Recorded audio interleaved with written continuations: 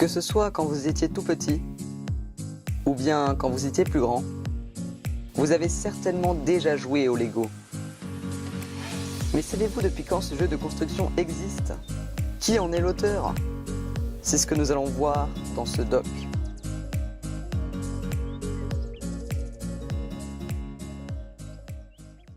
Tout d'abord, voyons la signification du nom Lego. Ce nom provient de deux mots danois, leg et got, qui signifient bien jouer. Le groupe Lego a été fondé en 1932 par Ole Kirk Christiansen dans le village de Billund au Danemark. À l'époque, l'entreprise ne fabriquait que des escabeaux, des tabourets, des planches à repasser et des jouets en bois. C'est en 1934 que l'entreprise, qui compte 6-7 employés, choisit son nom Lego.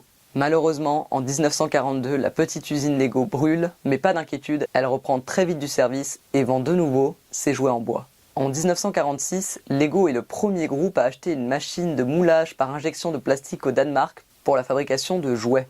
Pour info, cette machine leur a coûté environ 6,7% de leur chiffre d'affaires cette année-là. C'est tout simplement énorme. Et c'est en 1949 que la brique de reliure automatique Lego arrive. La voici. Ce petit objet révolutionnaire. Elle est vendue uniquement au Danemark et dans une boîte avec des briques de 4 couleurs différentes. Cette année-là, l'entreprise compte 200 jouets différents en plastique et en bois. Arrivent ensuite les années 50, très importantes pour l'entreprise.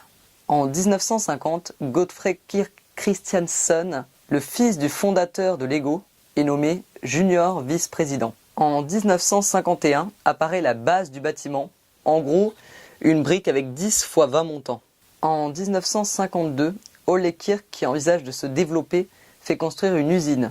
En 1953, les briques à reliure automatique Lego prennent un nouveau nom, les Lego Murstone ou Lego Bricks en anglais. Le nom Lego est maintenant imprimé dans chaque brique et une demande d'enregistrement du nom Lego est demandée. C'est le 1er mai 1954 que le mot Lego est officiellement enregistré au Danemark. L'exportation de la marque démarre réellement en 1955 et elle commence par la Suède, puis la Suisse, la France, l'Angleterre ou bien encore la Belgique.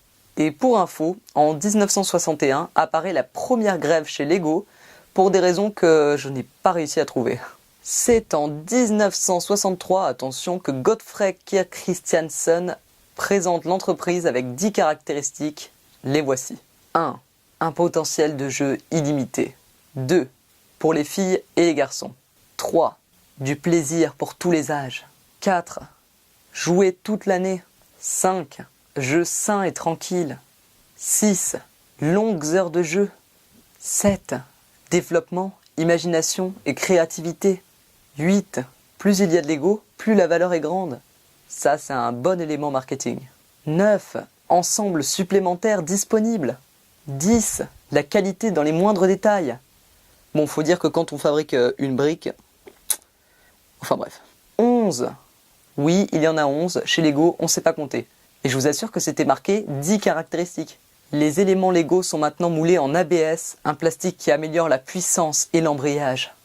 Voilà donc 11 arguments marketing, toujours valables aujourd'hui et dans les années à venir à propos de cette entreprise. C'est l'heure de l'anecdote.